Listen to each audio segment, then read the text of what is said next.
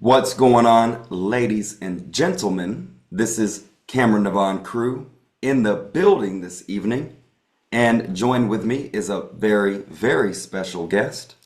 First time on my platform specifically, so what a pleasure for me. Man, on a side note, I genuinely am excited about this.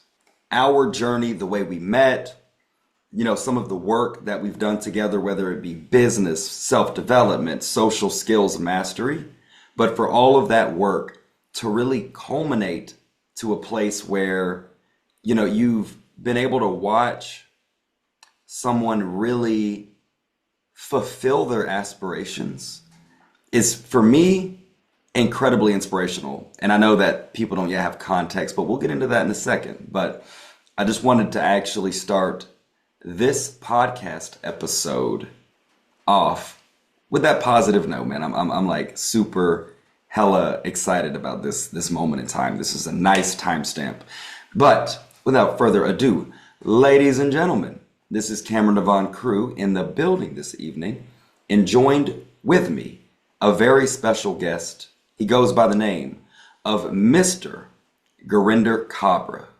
And go ahead and introduce yourself, sir. Let everyone who's already tuned in to the world of Jaguar's Den and by way of Kameron Devon Crew on all socials, give them a nice, warm, thorough introduction to yourself. Who are you? What's your personal brand? And what should they tune into? And what kind of value can they expect to receive from you? And I'm telling everyone listening, you need to go ahead and, subscribe, follow Gurinder where he directs you to in a moment. But yes, sir, go ahead and introduce yourself. First of all, thank you for the invite. It's an absolute pleasure, learning about your audience and the people you're serving. My name is Gurinder, based out of Las Vegas, Nevada. I moved down here to expand a marketing/AI automation business. My job is to build AI-powered lead gen systems to help medium-sized companies or large companies to be able to get clients. Been doing that for about 5 years now, and been in Vegas for almost a year. And what else would you like to know? Yes, indeed. So let's take a second and actually be kind of thorough here with the intro. So, for everyone listening, so basically Gurinder and I met. What year was that, man? When we met randomly at the Cosmo Hotel. When was that? Well, 2022? yeah, I would say 2022, 2023, Yeah. around there. Right, right. I want to say it was like winter time-ish. And anyway, just out socializing, and through a mutual friend, I got introduced to Gurinder. We did some socializing that evening, and then more that weekend, and we just kind of connected on Instagram to stay in touch. At that time, you were actually residing full time in Canada, I believe, but you travel a lot. And you were in town attending some kind of conference, as you do a lot of self development and business stuff. And yeah, man, it was just like one of those moments where you cross paths with someone not knowing, that we'd end up basically becoming what will be lifelong friends. So just kind of one of those things where you genuinely never know who you're gonna meet. And like that weekend, if someone would have asked me, what's the significance of meeting Gurinder tonight? I wouldn't have thought, oh, this is gonna turn into a multi-million-dollar friendship. You know what I mean? And that's just the power of actually being out, socializing, being open, having something to offer, and then two men being able to connect. And I think you saw my value, especially as it pertains to, self-development, social stuff. And then you were 100% all about the business and the money. I'll never forget, there's one thing that you actually said where you kind of imprinted in my mind, like in the way that I associated you. We're in the car, right, leaving from Cosmo on our way to Caesar's Palace. And, we're just chopping it up. I'm talking about my personal brand, which was kind of just on the rise at that point. And you were just in sort of discovery mode. You were asking me a lot of questions about my background, my experience, what exactly I do on platforms when I put out content, and what kind of coaching or other services do I provide. And at that time, I really didn't have an offer. I didn't have a sophisticated one-on-one coaching program. I certainly didn't have a course. I didn't have books or any of these things. And I think you didn't say it directly, but it was in the tone of your responses. I knew, okay, this is a business guy. He understands marketing at a high level. He understands monetization at a high level. And just your tone, like I knew from your perspective, I was leaving a lot of money on the table. Like that's the impression that I got from our first conversation as we were getting to know each other. And then what really stood out in my mind was this one statement. I, you kind of had the context about what it is that I do and what value that I could potentially offer. And I just remember, just casually, I'm like smoking a black and mild, out the window. And I just go, so how much money is there in self-development? And you said millions. And that was it. Nothing further. And then I just like the certainty behind it. One, I love the ambition behind the statement. But really what it was, just the way you said it, man, I just knew you were a money guy. You know what I'm saying? And so I knew some way, shape, or form, our paths crossing would eventually turn into like, we're into a lot of the same things, but I have a specialization and you have a specialization.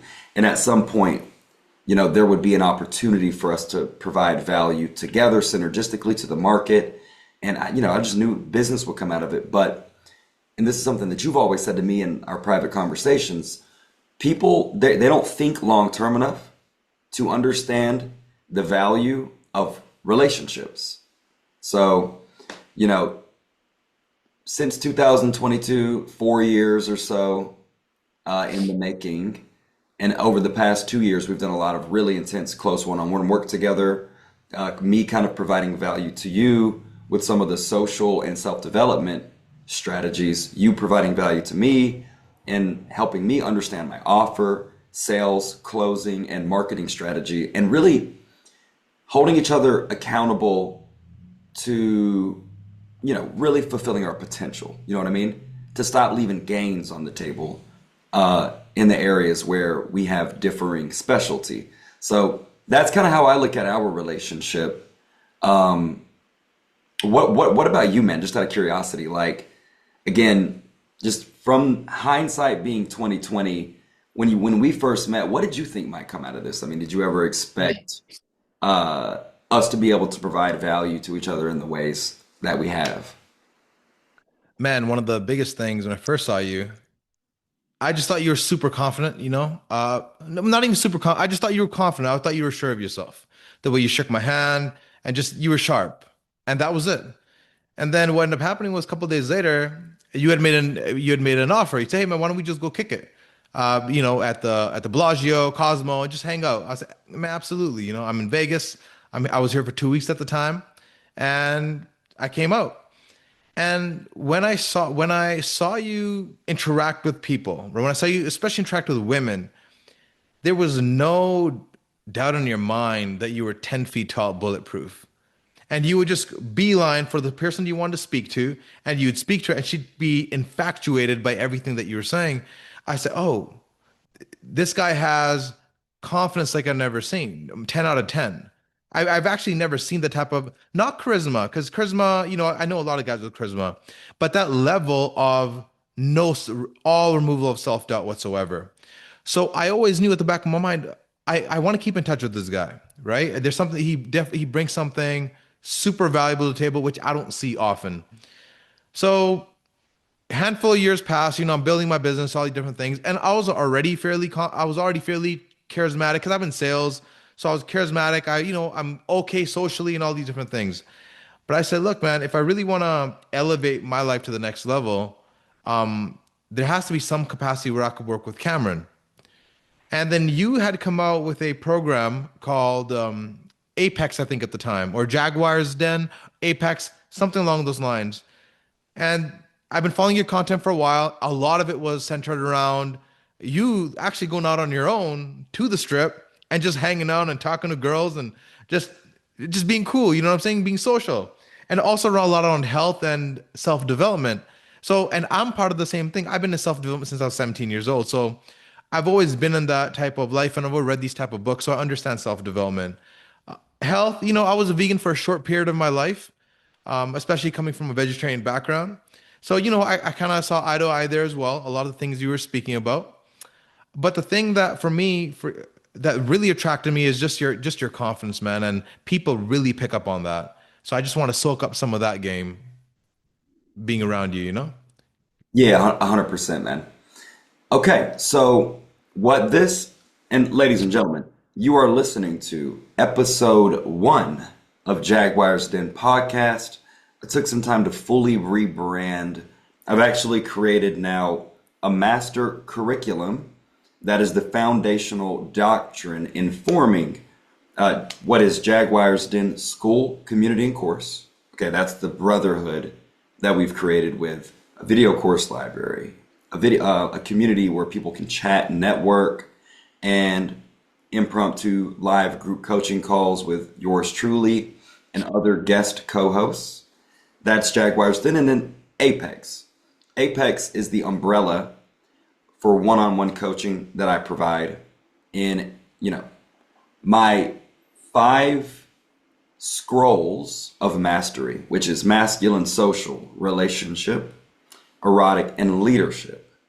That is the curriculum that informs both Jaguars Den and the Apex coaching system at large. And yeah, I'm just, man, so excited. I've been able to actually take the breadth and depth of my scope of knowledge and experience and really organize it. So it's the first time in my entire career, and it was a tremendous undertaking. My curriculum is over 200 pages long, and eventually I'll create a Jaguars Den 2.0 course, but really it allows me to provide value at a more precise, broader and deeper level to everyone that I work with in Apex, which is really what my passion and mission is about, in furthering myself as a coach and operator, and also producing transformation in more men's lives so we can let the game, spread and flow and become purified through action.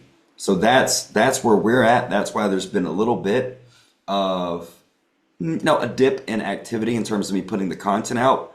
It wasn't inconsistency. What it really was intentional pausing, recalibration, taking my mind set, my knowledge, my philosophy, strategies, putting it into documentation, creating other deliverables, and then coming back out into an emergence where I'm really, really ready to provide a higher level of impactful coaching to individuals that I work with, and to really do it in a system. So episode one of Jaguars Den, as it's now fully rebranded and ready to go and make the impact that we can make out in the world. And I think safe to say Gurinder will be such a recurring guest. We damn near may as well go ahead and refer to you as a co-host at some level. You know what I'm saying? And what I'm looking forward to is, when I was taking that step back and really fleshing out the curriculum, again, masculine, social, relationship, erotic, and leadership, those are my domains for mastery. But in order to work with clients and get them those results that they're looking for, primarily in their social and relationship life, it's very difficult to do that without addressing the whole man, right? And I always put social results as the priority focus in what we teach and train and install. And then I would pay some peripheral attention to the deep self-development, some of the philosophy, and especially the health and fitness, and even the personal finances, income, and money management. But I really just took a step back and said, you know what? We touch on all of these areas with every client. So it's time to really not, bite the bullet in the sense of, hey, look, man, this isn't a dating program anymore. This is a holistic program for masculine mastery. That's what it really is. And while most people come to me in particular for the social and relationship results, we end up having to, again, address all these areas, right? And the beauty in having someone like you part of the community is that you're really a money guy. You know what I mean? You're a specialist when it comes to marketing, to sales, to money management and being a business operator. So one of the great things is in having you actually coming on as a regular guest co-host is okay, we can actually provide some more of that business knowledge because a lot of my clients want to figure out either how to increase their income or how to improve the operations of their business or figure out how to integrate AI into the business that they have going on. You know what I mean? Or perhaps integrate advertising or other marketing strategies for how to get more work done efficiently, how to improve their marketing and sales processes. And I don't want to speak too much into that area because I want you to delve into that a little bit. But, the reason I never actually tried to touch on those areas is because, yeah, sure, I have a business. I've had a certain level of success. I had a pretty high level of success in my corporate career as a technology recruiter, but I didn't feel that I was at the point of proficiency as I am like with the dating, to really be able to talk about it from a place of authority, right? In public facing content. But in working with you, one of the things that's exciting for me is, I've been able to benefit from having you in my life as a friend, as a colleague. But now here's a platform, you're ready to go and bring in your personal brand and your value to the public. And then I think you're going to be leading with what you can offer as a businessman, but also what you've learned on your path to masculine self-mastery, social mastery, and more. So can you talk a little bit, Gurinder, about, some of the value that they can expect to get from you by way of business? I think you said that your specialty is really AI automation, but you take that over. So my specialty is building lead generation systems for businesses, right? And I use AI and a lot of automation tools to be able to help me with some of the delivery to be able to get that job accomplished. In my world, you eat what you kill, right? So for me, I get measured by certain KPIs. How many meetings are on the client's calendar? How many meetings did they actually successfully achieve by the way of my actions? Which I think is probably the best way to go, because there are there's a lot of things, especially in marketing, where it's like feel good. You'll keep the client on, you'll make them feel good, but there's no real results that comes out of it. So what I do, there's a lot of there has to be results that come out of it. Gurinder, Otherwise, I don't have work effectively. What I do professionally is my job is to build lead gen systems for medium-sized companies, enterprise companies, to be able to deliver them leads that they could close on. A lot of what I get measured really week to week is how many meetings I'm able to produce for that client by using different mediums, whether that's cold outreach, cold email, whether that's meta ads, whether that's Google, SEO, whatever the case might be. Mostly I work with software companies and I deliver them leads, right? But once in a while, I also tap into the agency space, which is the most fun space because you could be super creative with the type of offers that you're building out and packaging for clients.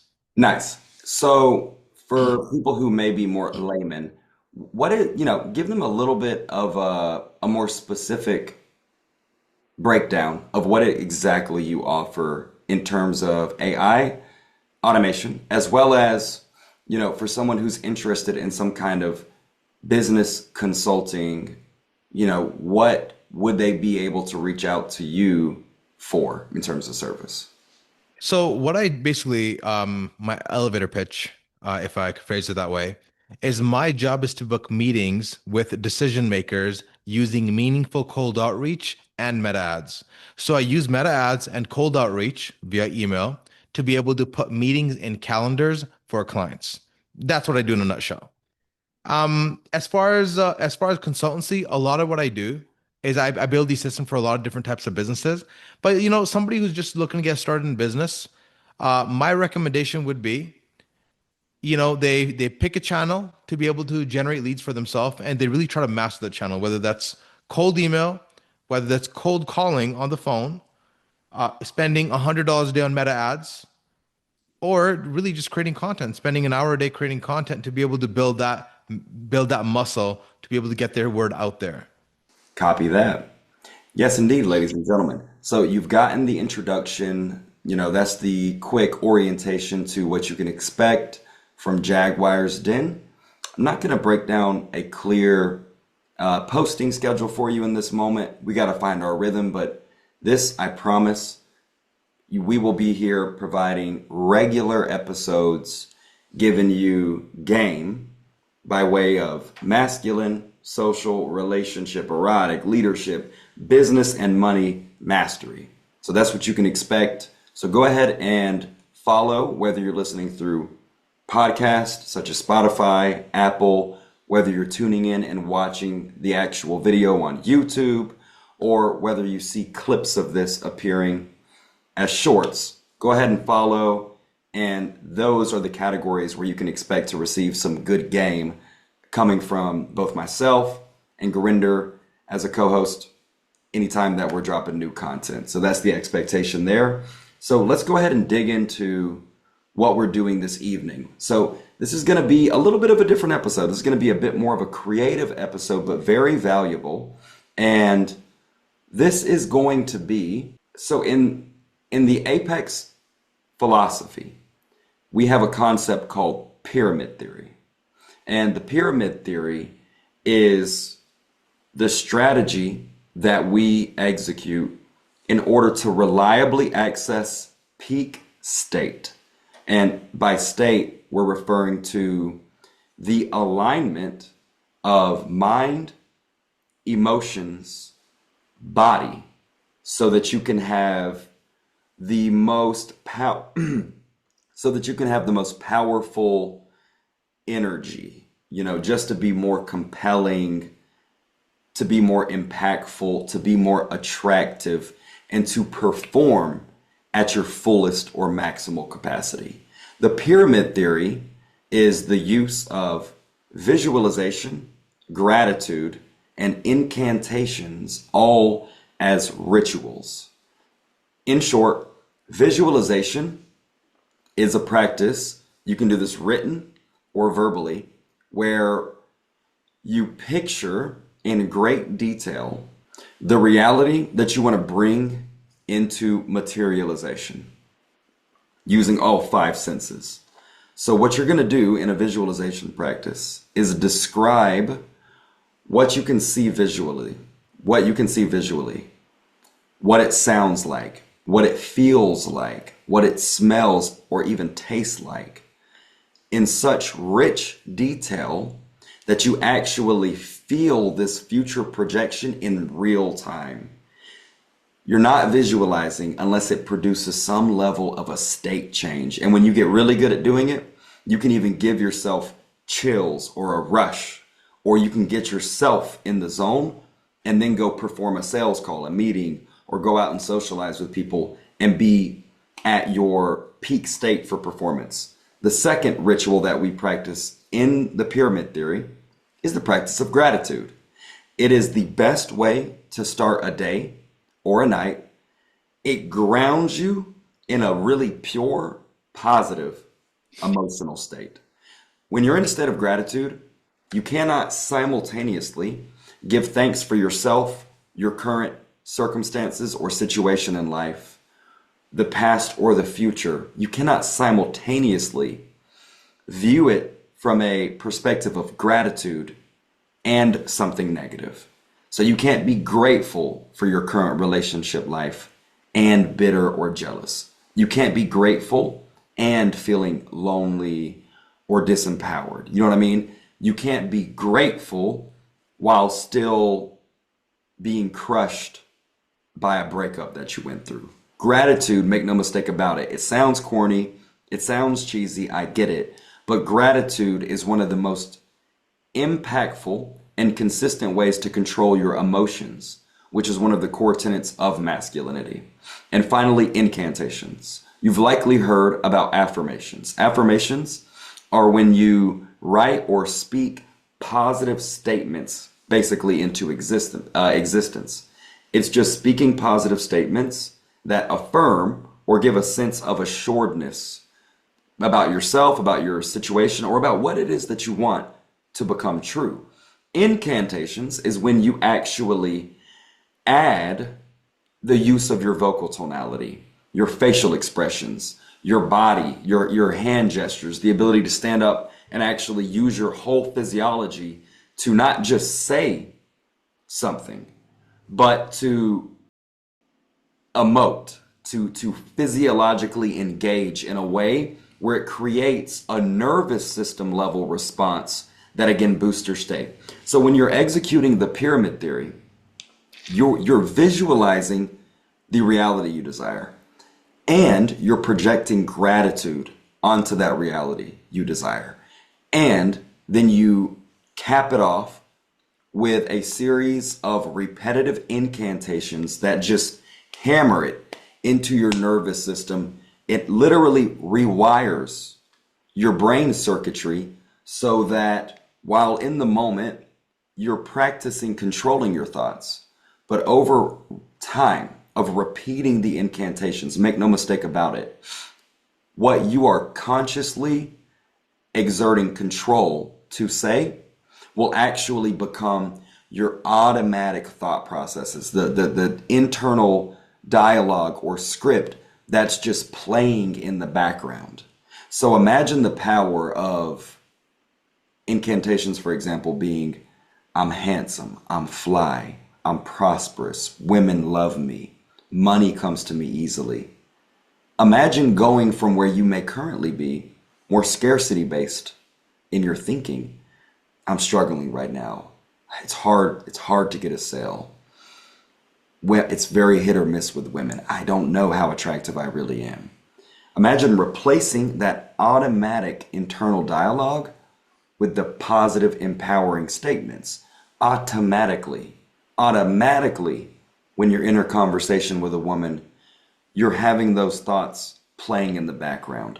Automatically, as you walk through a room, that's just the song, the chorus that's on repeat. Automatically, as you're entering or in the midst of a sales call, you have what you're consciously thinking about, but what's playing subconsciously in the background is that positive reinforcement loop. This isn't woo-woo. You understand what I'm saying? This is about how to take the tenets and philosophy of self-development and put it into practice in your life in a way that produces measurable, consistent, repeatable results. Yee! You know what I'm saying? So here's what we're going to do, ladies and gentlemen. Tonight, we have two concurrent themes. And what you're going to see is a live demonstration of the pyramid theory from both Gurinder and I. And we're going to mix the use of visualization, gratitude, and incantations into a flow.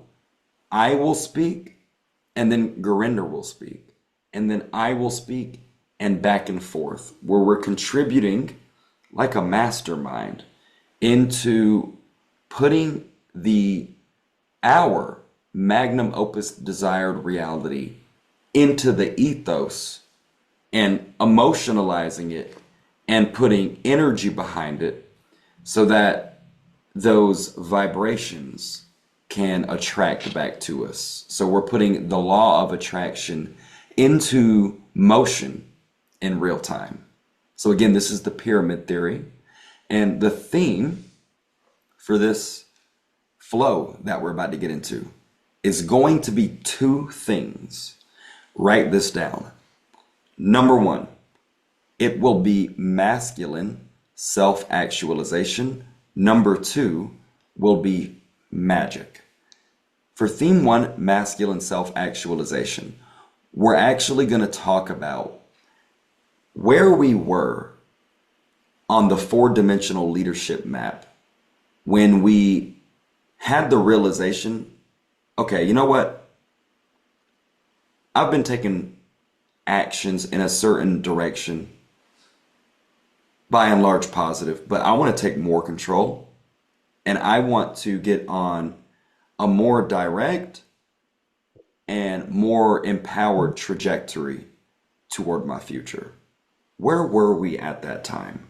So we're going to open up the flow by painting that picture for you, where we were mentally, emotionally, physically, relationally, and relationally. And then we are going to enter a flow breaking down everyone on their journey. There's always a point at every point along your ascension. I want you to think about it like this. You have limits. Some people call them limiting beliefs. I don't like the term because I actually think it's a little bit too focused on the belief system. You have chains really on you. You have locks on you that are limiting your capacity to think in a certain way, to feel in a certain way, to act and behave. And then by way of that, it limits your ability to produce results. So we're going to break down where we were, and then we're going to break down the limitations, the chains, the locks that were keeping us trapped. And then we're going to talk about what it was like getting onto our path toward masculine self-actualization. And then we're going to paint a beautiful picture for you. Me of my magnum opus desired reality, and Gurinder his magnum opus desired reality. And for everyone taking notes, so far I want you to have written notes on the pyramid theory, which is our concept. It's the triangulation of visualization, gratitude, and incantations. Your second note point will be magnum opus desired reality. This needs to become your new North Star when you think about your self-actualization. Magnum opus desired reality. A magnum opus is basically the highest level of grandiosity, vision you have for your life. There are 7 categories that make up a man's reality. Those 7 categories are yourself, which is the combination of your mind, your emotions, your physical body, actually your erotic self, your sexual being, your spirit, and your financial self. So the 7 categories of your reality, number 1 is the self, internally and externally. Number 2 on the magnum opus desired reality is the career position you desire to be in. This applies if you're an entrepreneur. It also applies if you have a corporate employee position, or if you're more of a tradesman, or if you have that type of occupation. So number 1, ideal self. Number 2, ideal career position. Number 3, ideal personal finances and money. Number 4, ideal home. Number 5, ideal vehicle. Number 6, ideal image, wardrobe, and style. Number 7, ideal relationships, which you can break down into subcategories of your family, your friends, your professional network, and your romantic relationships. So a quick reiteration. The second major note point for this episode is your magnum opus desired reality, which are going to be broken down into 7 categories.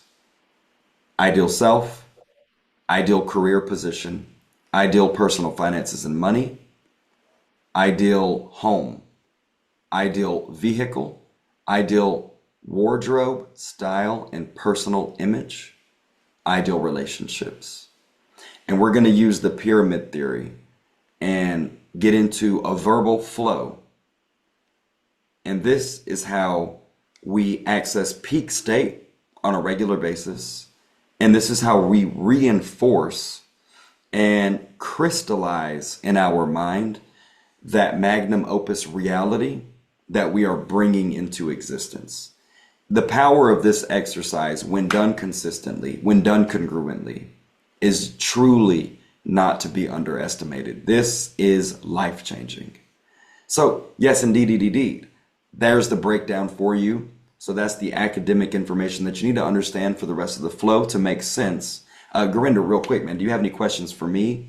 And of course, I'm going to break down the flow that we both engage in parts. So, you don't have to memorize the whole thing. But do you have any questions for me?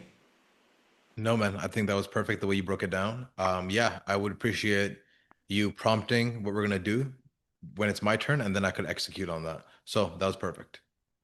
Excellent. What we're going to do, we're going to take a brief moment. And everyone, if you're listening, if you're not driving, you can engage in this. Have a really quick relaxation technique. So we're going to build a little bit of presence, add a little relaxation into our body, and then get right into the flow for you. We're going to use square breathing and a relaxation breathing technique to calm the nervous system, get more present to the moment, and then we will graduate right into the flow where we just enter an upward spiral where you can see our state shift in real time. And before we get into the flow, Gurinder, one more thing I'd like to add. This is a freestyle flow. By that I mean we have a theme and we have parts that we're going to go through in this flow. And by the way, ladies and gentlemen, Gurinder's a little bit on the spot tonight, you know what I'm saying? Because this is not in any way scripted, which really is just a testament to how much work both Gurinder and I have put into doing this on a regular basis in order to be able to freestyle associate or extemporaneously speak such a thing at such a high level. So my quick tip to you, Gurinder, is, allow yourself to repeat yourself. Allow yourself to allow the words come to you at whatever pace they come to you. It's okay to pause. It's okay to marinate, let your words land as you make your way. But what I don't want you to do is to be so rushed that you are not able to fully complete your thoughts as you're flowing through each of the segments. Does that make sense? Absolutely. Okay, man. Go ahead, everyone listening, and Gurinder yourself, actually. I'll just guide through this portion so you won't see me actually doing the square breathing and relaxation. I want to focus on properly instructing it so that you can follow along and understand how to properly do this technique so that you can enjoy the benefits of it. Okay, Gurinder and anyone listening, go ahead. Sit fully into your seat. Ensure that your back is pressed fully against the back of your chair. Find the four corners of both feet firmly on the ground.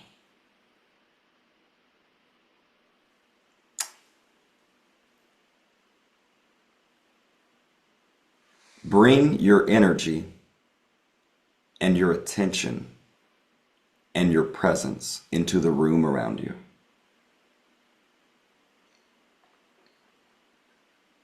Use your sensing ability to literally fill the space of the room that you're in with your conscious awareness.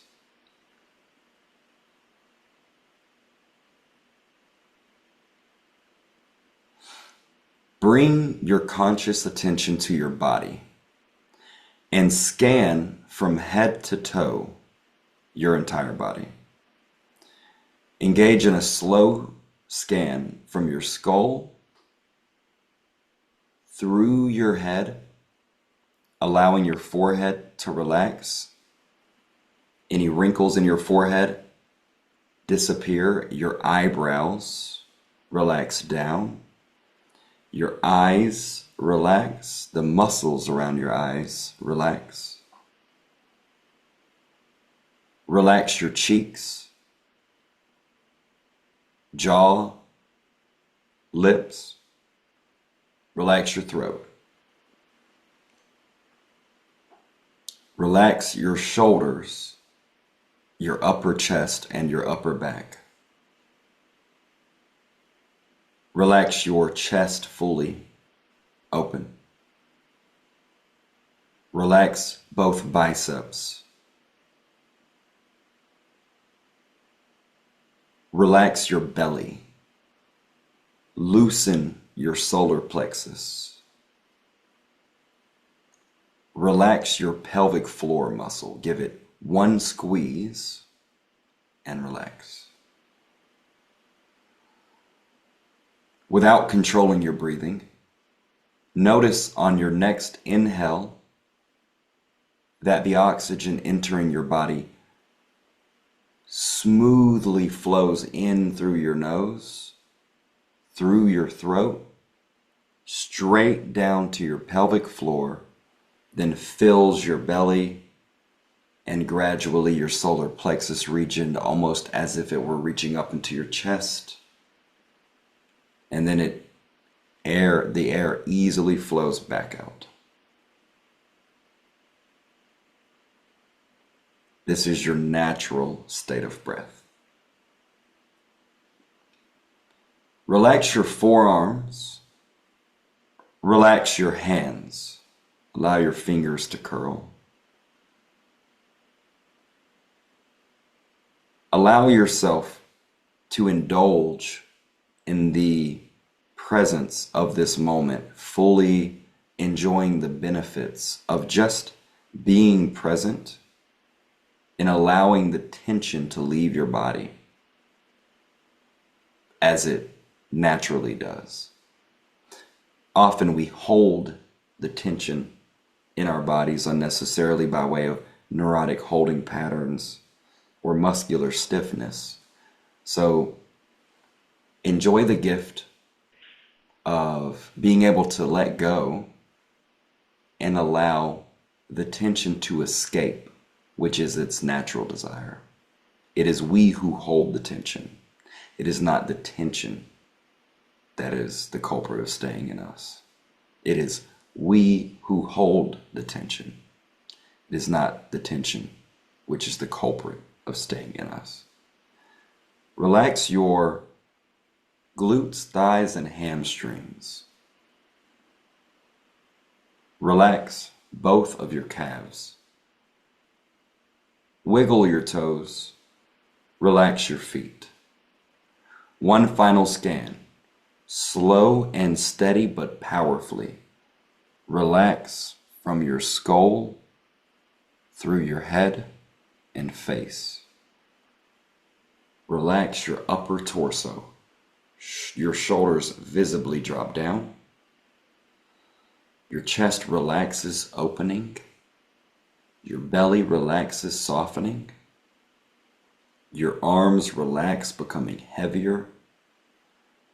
Your weight settles more into the seat. Relax your lower body, legs, calves, and feet.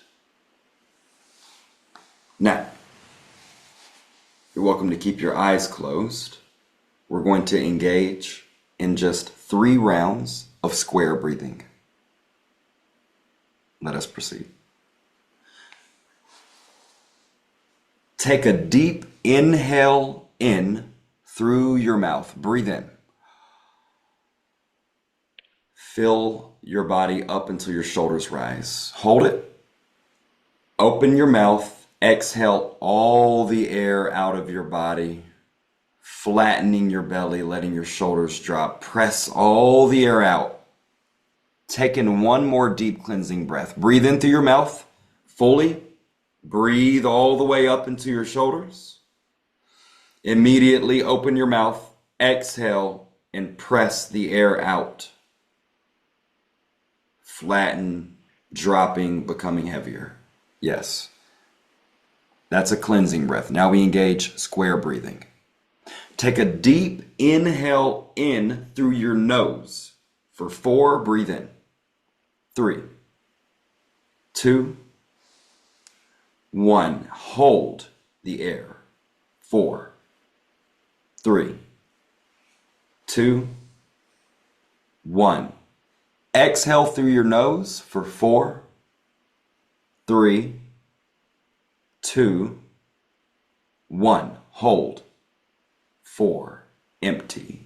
3, 2, 1. Stronger inhale in. Come on, breathe in slow and strong for 4, 3. Breathe in. Breathe in. Hold for 4, 3. Oxygen circulating. 2, 1. Exhale through your nose. Slow and steady. 3. Press the air out. 1. Hold. Empty. 4, 3, 2. Last round. Strong inhale through your nose. Breathe in slow. Come on, expand. Fill your belly. Breathe through your solar plexus. Breathe into the chest. Open. Last sip of air in. Hold. Let the air circulate all the way head to toe. Circulate the air. 2, 1. Exhale through your nose, controlled and steady. 4, 3, 2. Hold empty.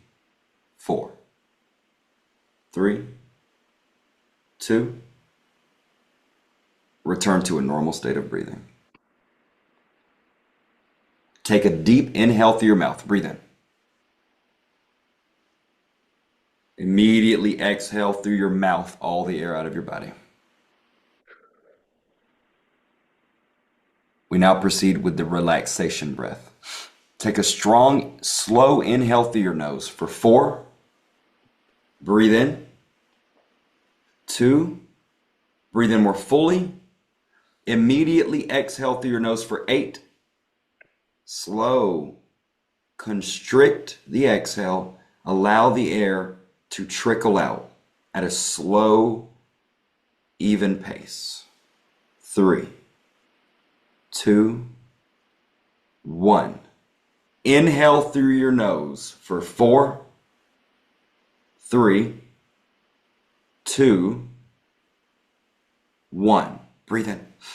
Exhale through your nose for 8, 7, 6, 5, 4, 3, 2, 1. Last round. Come on, make it count. Breathe in through your nose, slow and controlled for 4. Inhale. 2. Last sip. Exhale through your nose, hella slow for 8, 7. Just barely exhaling.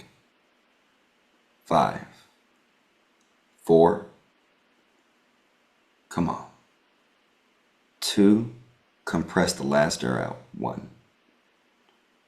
Return to a normal state of breathing. And we are ready to flow. How you feeling? Great. Real good. Okay. Oh, All right. shake that off. Yeah. Okay, ladies and gentlemen, we will proceed with the flow. Again, the theme is masculine self-actualization, describing where we were, embracing and committing to this journey, breaking free of the chains that were limiting our potential, diving even deeper into the journey toward fulfilling our potential. And then the Magnum Opus desired reality and bringing it into fruition. And we will go through each of those segments back and forth. So I'll begin with the description of where I was. This is an opportunity for you to be a bit vulnerable, for you to really express where you were, and even appreciate the beautiful contrast that exists today. And just give me a 5 countdown, please, Gurinder. When you're ready. Yep. Just count down from 5 out loud for me. 5, 4, Three, two, one.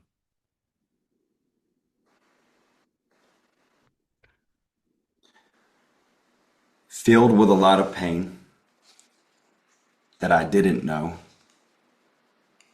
At the peak of my life, two foreign cars that I conceived and manifested into existence on the 30th floor of a beautiful high rise with the woman of my dreams, my family, my firstborn son, given birth at that point in my life in this place that I first existed only in my mind in its conception, like a pearl, that which took time to come into existence. The most joyous and fearful moment of my life, watching my son come out of his mother's womb, because I had finally felt in that exact moment unconditional, undeniable, pure love for my son and the woman who birthed him. As I watched his wrinkly skin and the doctors handled him, checking his vitals, making sure he was okay, simultaneously feeling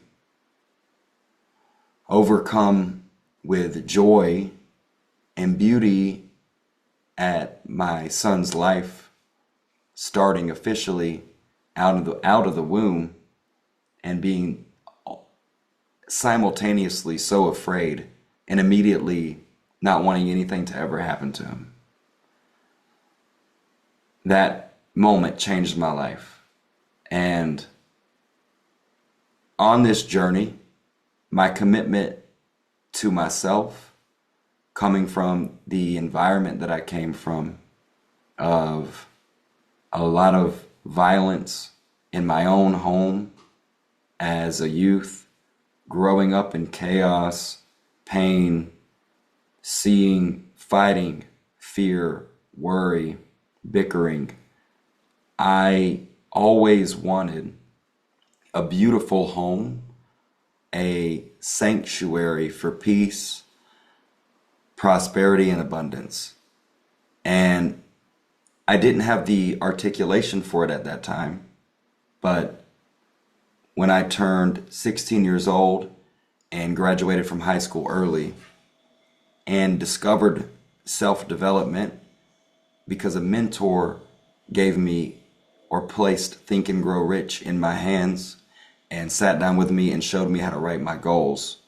It was that moment that I knew that I could take proactive control over my life, and like a revelation striking upon me, I committed to a lifelong journey of working toward healing my trauma, wounds, and negative imprints, and dissolving of that pain and the limits that it had been creating in my life that I was very well aware of but wasn't equipped to deal with.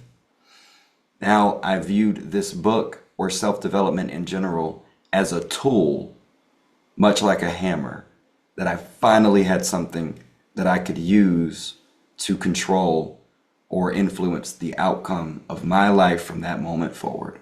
And it was at that time, the best blessing ever brought into my life. And I embarked on this journey from there forward,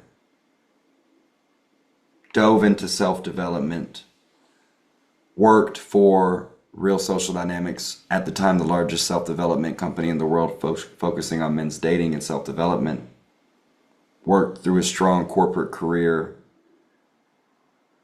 By my mid to late 20s, six-figure earning, living a super wholesome, holistically well-balanced life, looking good, feeling good, doing hot yoga, lifting weights, and I'm at the apex of the game,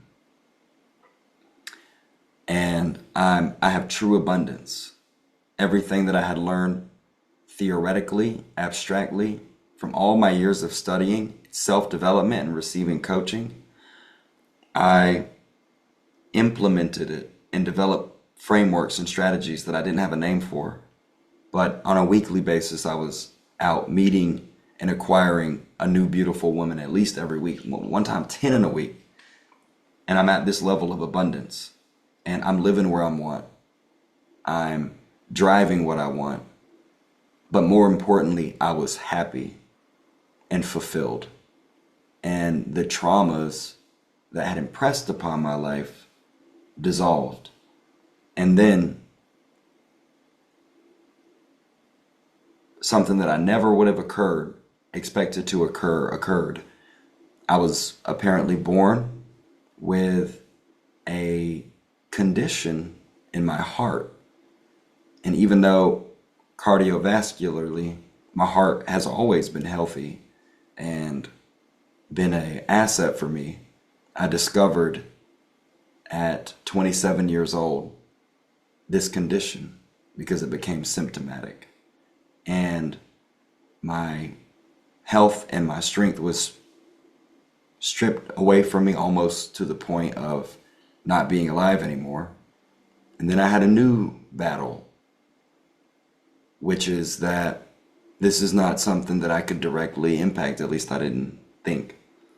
And I found myself not lost without purpose or a plan, but I found myself not lost and confused without purpose or a plan or tools for how to execute to work on myself, but lost and confused about what to do with this new health challenge. And I did not know that that was the start of a serious downward spiral for me, because I once was very angry as a youth, used to get into all kinds of fist fights with people. I mean, I've got 7 broken knuckles, scars all over my body. It's fortunate that I never had a criminal record for many of that I got into. But because of the domestic violence that I experienced in my household and the chaos of the environment, I was angry because I basically was a victim, and I was being violated in a way that I didn't deserve. And I made it past all of that through a lot of applied work ethic, only to discover that now, even though I've kind of been doing everything right, at least from my perspective, now my health is taken from me. So it's the huge challenge. It's like, man, I can't catch a break. So then I become angry, but I didn't know it, that I was angry. I didn't understand, because it wasn't very much of a conscious thought. But I became incredibly angry.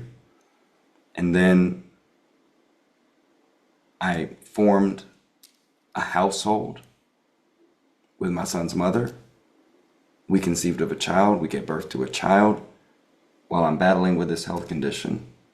And before you know it, I spiraled out of control and largely spoiled the thing that was one of my biggest North Stars my entire life, one of the things that I desired more than anything else.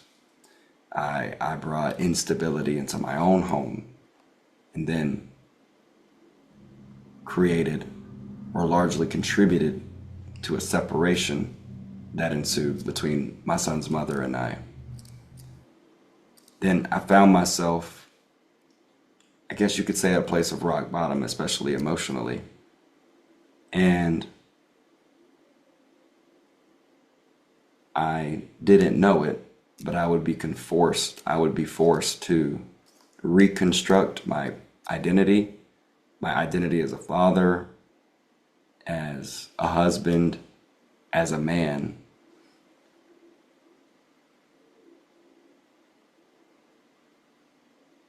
And even to reprogram my identity behind my purpose and my business and more. So that's where I was when I had my second revelation in life that would take me down a very different trajectory. The first revelation being the day that self development was introduced into my life. So I'm gonna talk about where I was, right? Definitely not what you see now, right? But I was always a likable kid, right? But so I was 13 years old. I got arrested, and my parents ended up putting me in a private school. That's where I met a mentor of mine who really showed me a lot of the ropes, and I credit my parents for a lot of my tenacity, my willingness to win, my willingness to work hard.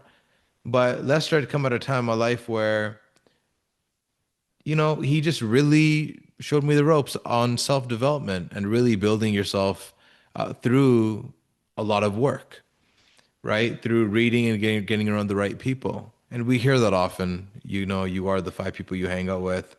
But one of the first books he ever recommended to me was The Seven Habits of Highly Effective People. And I didn't understand a word that the book really tried to instill in me. But that was kind of the beginnings of me starting to work on myself in a very positive, healthy way. And I just thought that that's what everybody did. I just thought that was a normal thing that, oh, people do self-development. Okay, I guess this is the course of my life. I guess this is going to be part of my life as I move forward. I didn't know any better. And I think there's beauty in that. I think if you think if I think this is just the path I got to do, all right, this is just the path I got to do. But I didn't really have any goals, even though I was starting to work on self-development. I didn't have any goals or dreams. And I remember one sunny day when I was 15 years old, a mentor, that same mentor, had asked the entire class, what are your dreams? What do you want to do with your life? Where do you see yourself in 10 years, right? What kind of work are you doing? And I didn't really have an answer because that's not something I ever thought of, right? And I was just effectively just living for the day. I wouldn't say lost, but just not looking, just didn't realize that, oh, people actually had goals that they want to hit. So he comes, it was a hot summer day. He comes to our desk, I mean, my classmate's desk, and he's asking us, we're making jokes and whatnot, and he's asking us, and then he said, he goes back and forth with me a little bit. He said, well, why don't you start training for the Olympics? And at that moment, I played no sports. So I'm like, what sport could he possibly think I had a shot at, making it to the Olympics? And he never lied. So there's never this thing like, oh, he was gonna BS me in any capacity. He was always telling me the truth. And then he brought up, why don't you run? Right? And I wasn't a special runner or anything like that, but I had a certain level of determination just because I wanted to win. And he said, well, why don't you start training for the 10-kilometer run? So, and that was the first day I would say that just gave me a dream. Like, oh, I felt like I was somebody. And I'm telling you, every day after that, there's a certain level of excitement that I just woke up with. I'm like, oh, I could be somebody in this world. You know, the certain guys you see, oh, that guy's a boxer, or that guy's a wrestler, or that guy's a runner, that guy's an academic. I didn't have any of that. I didn't have an identity, as one might call it. And at that moment, I was like, oh, I'm the guy who has potential to go to the Olympics. Now, I never trained a day in my life, but that's just the belief that I had, and that totally changed my confidence. My confidence went from, man, a 4 to a 6 overnight, seemingly. And then, anyways, the summer goes, and incident happens where this is actually an impactful incident that happened, where a friend of mine, where there were some guys who had golf clubs, and they're like, oh, there are those guys. And I didn't know them. I don't cause trouble like that. And they got some golf clubs. They're stepping out of their car. I'm telling two of my friends, hey, look, we gotta go. But one of them ended up staying. Me and the other one ended up leaving. That one just ended up staying. We ended up leaving, walking about 10 meters away. And the guy comes. He's like, hey, are you, said a person's name. And he said, nope, nothing to do with them. And those guys just ended up leaving. And I kind of walked back with just like this immense amount of shame. And I just kind of sat there awkwardly, me and the other guy, but the other guy, he wasn't about it anyways. But the guy that just stood there was real thorough. And man, that day totally just the embarrassment that I felt, I'm like, man, I never want to be in this position ever again. And I started fighting that day. And I asked Lester, I'm like, hey, do you have any shot of going to the Olympics for boxing? He said, you're tough enough, but I don't know if you have the hand speed. So I worked, man. My dream was to go to the Olympics, and I trained extremely hard. Went to the National Golden Gloves, didn't win. Ended up sustaining a certain level of damage to my eye. And that was effectively it. I had some other fights after that, but that was basically over. But basically, what that did to me, walking away, was I will never walk away from a fight ever. Right. And even as later on, I got to know Cameron, he respected it about me because I would never walk away. Now Cameron would probably think that, oh, Grinder's a thorough friend, but it had nothing to do with Cameron. Right. It was always about me. I will never walk away regardless who I'm with. Right. So became part of my identity. I would never walk away from a fight, even, sometimes stupidly. Now I'm mature now, and if I see certain situations, I'll walk away. Probably not, but I'll try to walk away. But so that basically took me on an 8 year, 6 year, 8 year journey to try to make it to fighting and try to make it pro. I always say it's the eye, but maybe at some level, I just wasn't fast enough, to be honest with you. To the naked eye, it looks like if I spar or fight somebody, it's super close. But when you're really fighting and you're in the ring and somebody who's seasoned, you could tell the difference, right? And some of these guys, especially at the national level, who are going to the Olympics, were just slightly faster, just slightly stronger. Not tough, slightly tougher, just a little bit faster. They just had a different level of, I guess you could say, talent. Also considering some of these guys at 150 fights, I'm showing up to the National Golden Gloves with, at that time, like 22 fights. Some of these guys had 100 fights plus and fought all over the world. So that was the end of that dream. And I just wandered for a handful of years, to be honest. Didn't really know what direction I wanted to go. And then I'm like, well, I'll try this business thing. It sounds cool. So I got into marketing and sales and I did okay, nothing special. And then I just kind of kept evolving, kept learning, kept going on this self-development journey. And then, I found my little lane with what I do now, which is effectively still marketing and automation and things like that. One of the things was I always did okay socially, right? I was always fairly charming. I'm good looking and know how to speak, and I present myself in a fairly sophisticated manner. But in my late 20s, I didn't see a lot of the success that I would like to see with the women, or at least some of the aspirations or goals that I had. And I said, anytime there's a bottleneck, as me marketing technical KPI person would call it. Anytime there's a bottleneck in my life, instead of me I try to figure it out on my own. If I couldn't do it, I find people who are experts at what they do. And I did that for business. I'm like, look, there should be no different for dating, in my opinion. So I talked to some folks, and I just didn't like the way, they came across things. And then I happened to meet Cameron, right? And he wasn't doing anything with, like, he didn't have an offer. He wasn't a dating coach. He wasn't a confidence coach. He was just doing his thing. He was making money and just kind of just grooving, to be honest. And then a handful of years go by, he comes up with an offer. It's called Apex, right? And especially me meeting him and actually seeing him in the flesh, as he liked to call it, his confidence was something I've never experienced before. And I always thought I was confident, which I am, right? Most people look at me and be like, oh, that guy's very confident. I'm much more confident now, but even then, you would still say, oh, he's a 6 out of 10 when it comes to confidence, right? I did have self-doubt, absolutely. But most of the stuff I would just hide. So Cameron comes out an offer. I talked to him, and I just kind of sit on it for about a year or so. I was taking care of some other things at the time in my life with business and whatnot.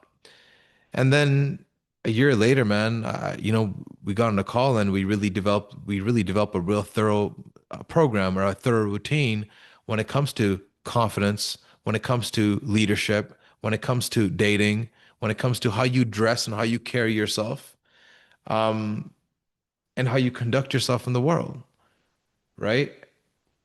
And so that's where I was, and basically how we led up to the point where I really doubled down on this self-development journey, on this routine, on these protocols.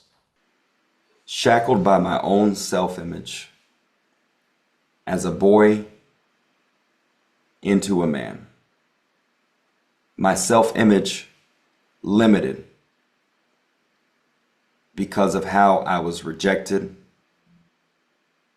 even by my own parents. And internalized anxiety, fear, worry, disempowerment made me repulsive socially. Women found me undesirable, even though I was good looking. Men found me awkward. Trapped in a personal prison of self-rumination, feeling unworthy, insignificant, and afraid. Fast forward, sun rays kissing my face at 6 a.m. in the morning.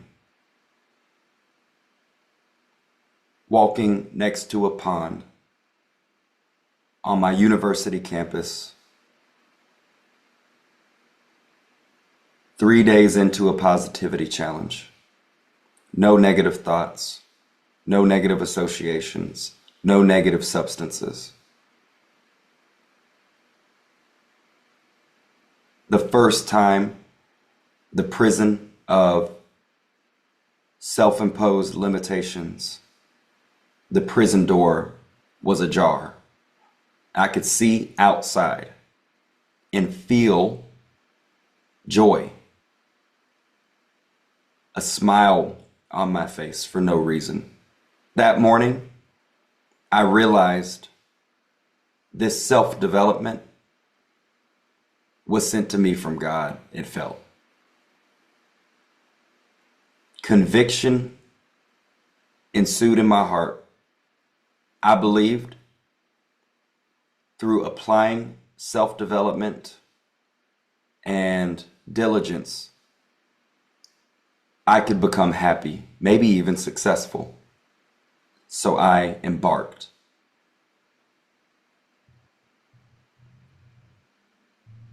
Years passed by, working on my mindset, constantly gratitude, affirmations, self-reflection journals, traveling over the United States, practicing the game in field, meeting thousands of women, putting myself out there, getting rejected, sometimes getting validated, having adventure, facing my fears head on. I fell in love with the journey, process orientation, presence, and little fleeting moments of what's on the other side of just going for it.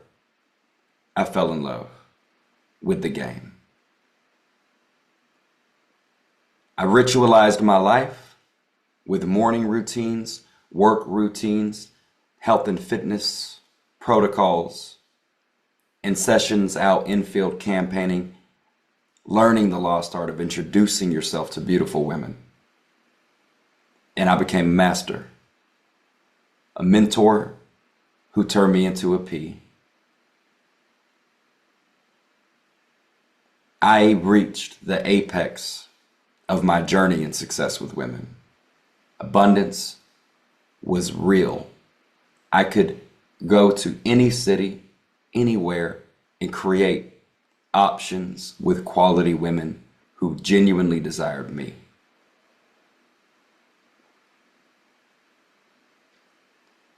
All the pain, depression, sadness, and fear, I let it go. And then there was no place I couldn't go.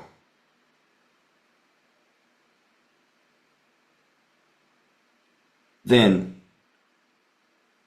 my health was compromised, and anger replaced those spaces in my heart where once it was depression, fear, sadness. Spiraling downward, I corrupted the thing which I coveted and desired most, my family, my household.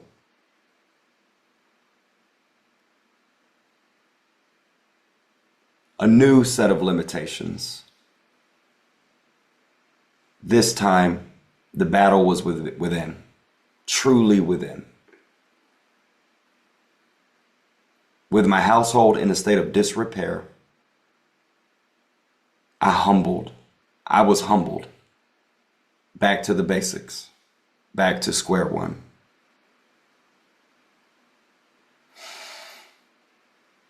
One night, I said a prayer to God and stayed awake for the preceding 3 days and said, I turn my life back over to you. I arose and got back to the routines, the basics. Gratitude, self-reflection, meditation, long walks, contemplation, business plans, execution. Money starts compounding. My self-esteem becomes real. Anger begins to dissolve. Frustration becomes replaced with patience. Self-judgment becomes replaced with understanding and forgiveness for myself. No longer needing to prove anything. I rewrote my identity as a man who is worth something. A new gesture to myself. I created my Magnum Opus, desired reality from a new spiritual place. My purpose as a father to provide value, guidance, and leadership to my son. My purpose as a businessman to provide value, guidance, and leadership in real grounding, sobering game. Same level of ambition and success. Same level of adventure and thrills. But a new purpose orientation.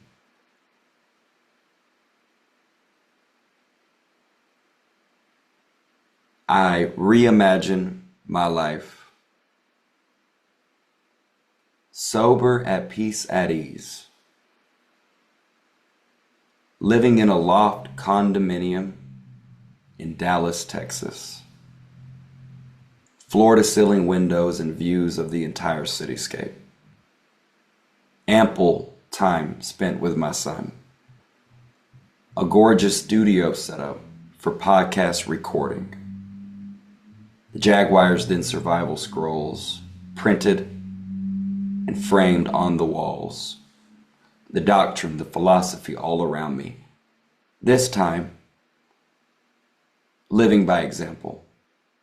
This time, not trying to prove anything. This time,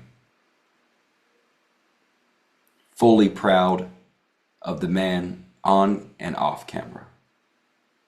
This time, ensuring that I'm a safe place for everyone around me. This time,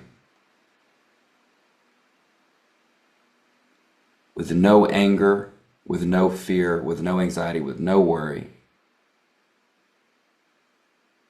I stick to the basics. A morning routine, a work routine, and an evening routine brings peace, prosperity, and success to my life in a way which is patient, stable, consistent, and reliable. I'm expanding. I'm in an upward spiral. With every day, I become more happy, successful, and prosperous. With every day, my relationships become deeper. With every day, I become a little more wise, a little more experienced, a little more skilled.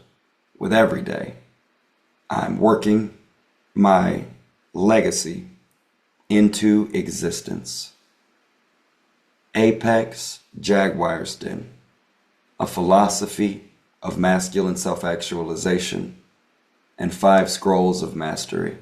Jaguar's Den, more than a community, a brotherhood, for men to fellowship, grow and sharpen through congregating with each other, attempting to transform lives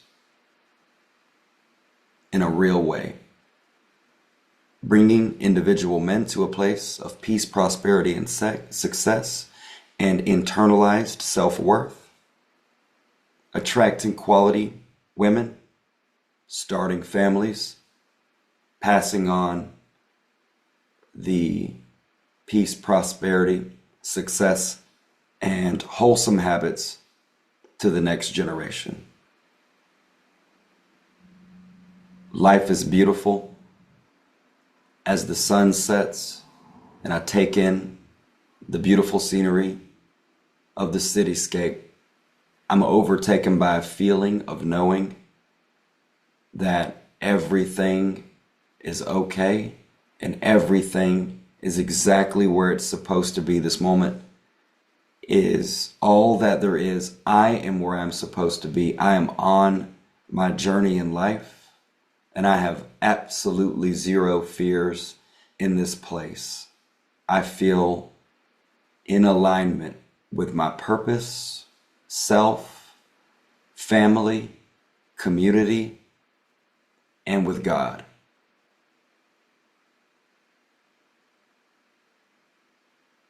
This night is amazing. My life is amazing. Let's see how far we can take this. I'm grateful. I'm blessed. As I look at my life, 2 years ago, even, I'd always say the happiness, the friends, the women, the money, it'll all come and I'll be happy when I get all those things in the future. And every moment that I would live, I'd always have this low level of anxiety because about 15% of my energy was always in the future. I was always looking forward to the next moment and never truly being present with where I was. And when I did, Cameron, do you mind muting, please? Never really being truly present in the moment that I'm in. And that took away a lot of happiness. A lot of the dreams, goals, a lot of things I didn't achieve were always in the future. That's when I gave myself permission that I'll be happy then. And then when I did achieve those things, or at least some of those things, whether they be financially, the feeling never left. I always felt the same. I'm like, yeah, but yeah, I have this, but I want more. And then that feeling was still lingering there. Never truly happy. And when it came to women, when I was socializing with friends, relying on friends to go out and socialize, I would approach, but I would still have anxiety. And I recognized that was a severe bottleneck for me. And I just accepted, well, that's just the way it is. All men have this, and I'm just gonna have it for the rest of my life. That's totally fine. I'll do it regardless of the anxiety that I have. It wasn't until I met Cameron where he's like, "Oh, I don't have that." Now he used to have that. He's like, "But I don't have that." It's because I value me a lot more than. It's not that he devalues other people. He just values himself a lot, where he doesn't necessarily think about what other people are thinking because he cares more about what he thinks of himself. So when I realized that was possible, that was what I wanted. I wanted zero self-doubt as I move forward. I wanted to be able to move into the world freely. I wanted to look outside my window, look down, and see the cars, the people, the businesses, and just see opportunity where I was 100% in the moment. Tomorrow didn't matter. Yesterday didn't matter. All that matters is what I have right in front of me right now. And if I could just do that, and the gifts, and if I could just maximize the gifts that are the things that are in front of me and do what I can to the best of my ability to take care of the things that are in front of me right now, I will be rewarded.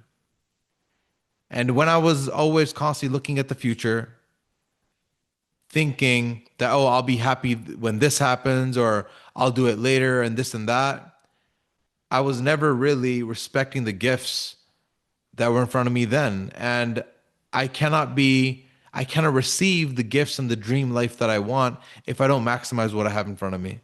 So when I realized that, oh, I could fulfill my potential, but I have to maximize the opportunity in front of me, that's when I started becoming happier.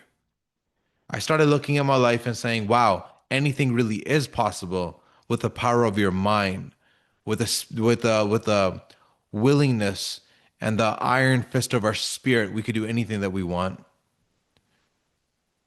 And after we began the self-development journey, I really started recognizing that, oh, the life that I want, whether that's my ideal self, whether that's my social circle, whether that's my business, whether that's spiritually, I could have all these things. And I would say the true happiness happened when I began acting on these things, where every single day I was moving the needle forward. And there's a great peace that I have going to bed, understanding I maximize the opportunity that was in front of me today, and that's all I can do. And now I'm not necessarily worried about tomorrow. This moment is all there is. This moment is all there is. I'm peaceful, prosperous, and successful. Money flows to me easily. I'm so handsome and fly. I'm handsome, baby. My mouthpiece is of gold. Everything that I speak is worth gold. My mouthpiece is crisp. Everything is so neat, polished, and well organized. My home is immaculate. All my furniture items are one of one. My suit good job, Canali suits. My suit connection, my suit collection is all made of Canali.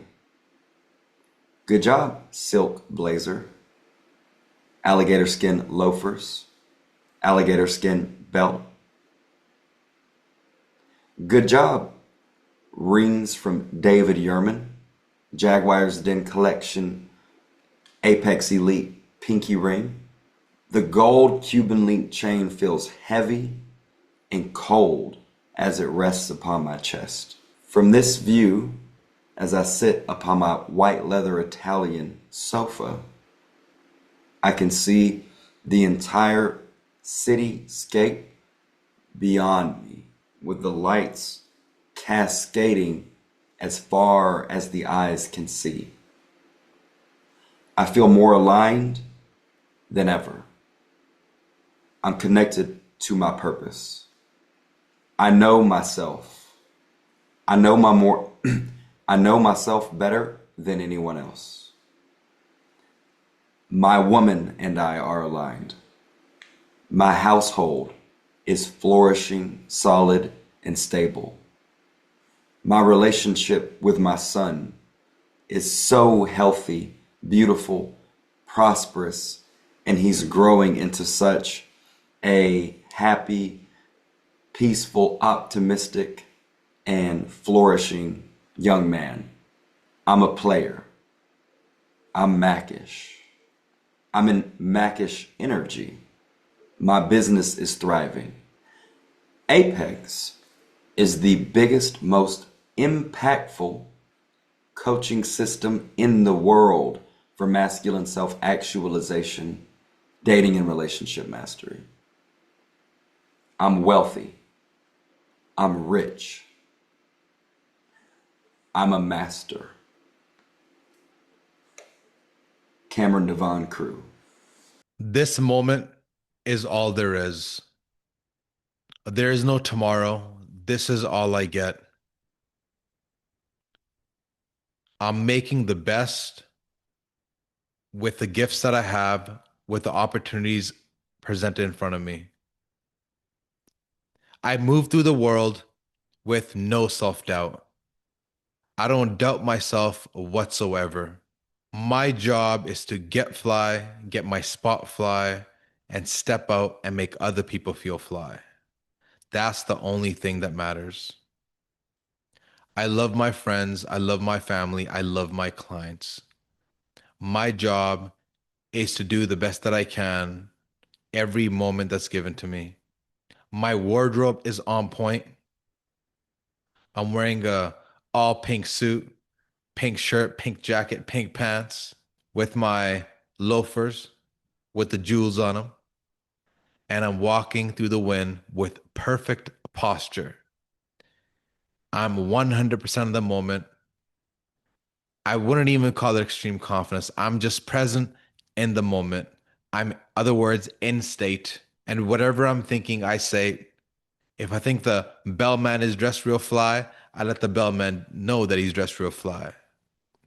If I see a woman who has a beautiful dress on, I let that woman know she has a beautiful dress on.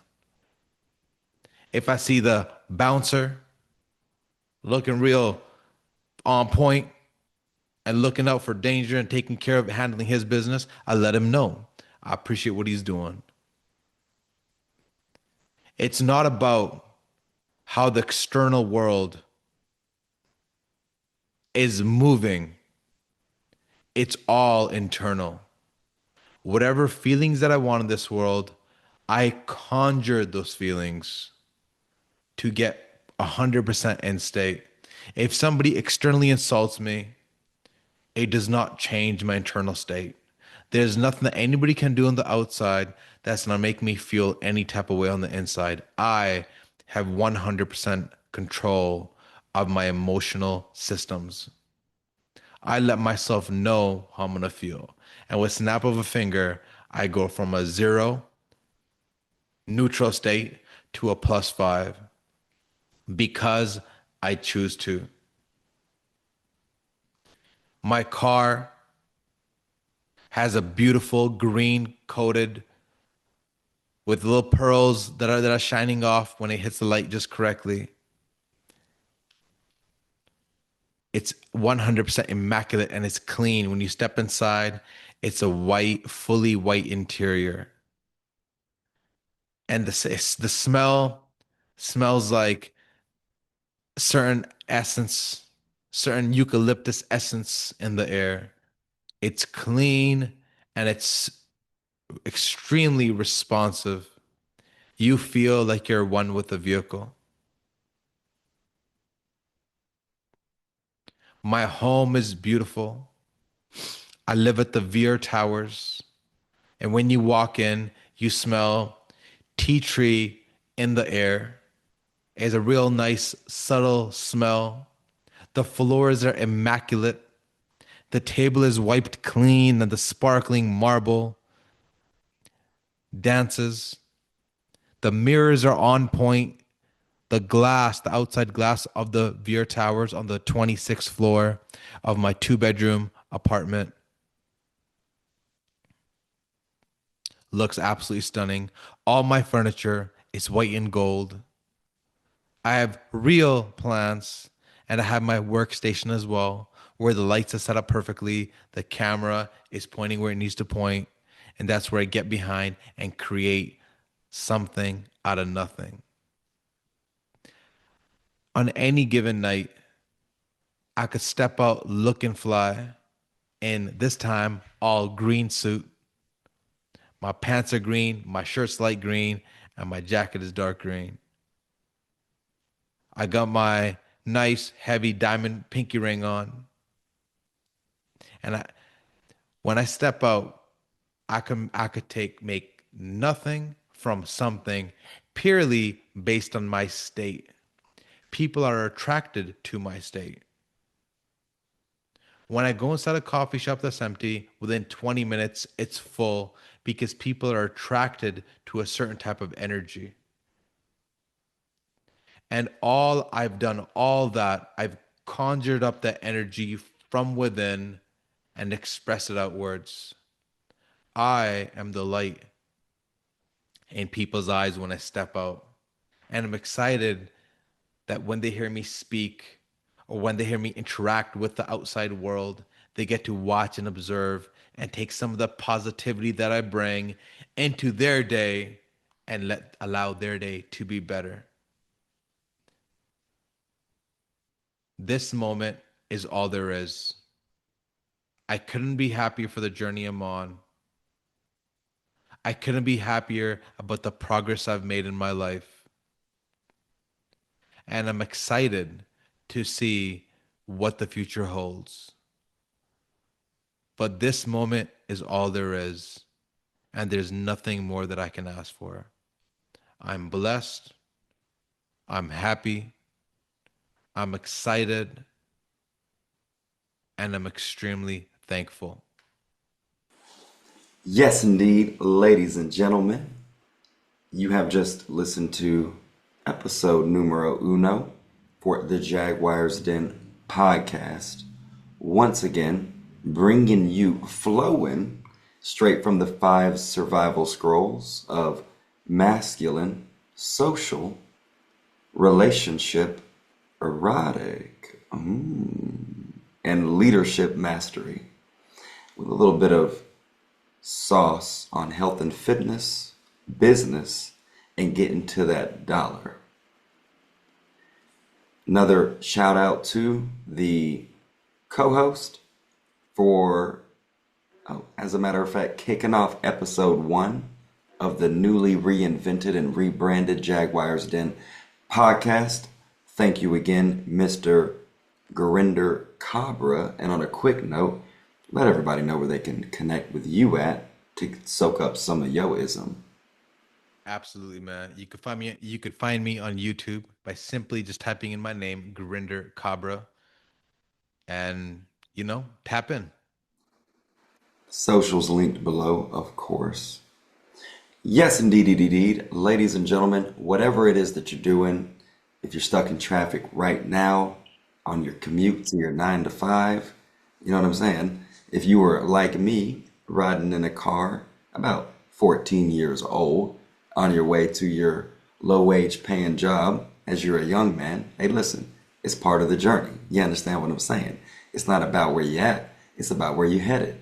Listen, it's all about that Magnum Opus desired reality and having a clear upward spiral toward your North Star destination. Tweety-hee, groovy. Yes, indeed. And always remember, start your day with gratitude. Finish your day with gratitude. I don't give a damn if you got negative $2 in your bank account. You know what I'm saying? It's about reframing that. Be grateful for the bank account. Yes, indeed, ladies and gentlemen. We're all blessed to have this day. Thank you for tuning in. Stay tuned. We will be dropping some fresh game on the next episode. This is Kameron Devon Crew. Gurinder Cabra. We gon' holla.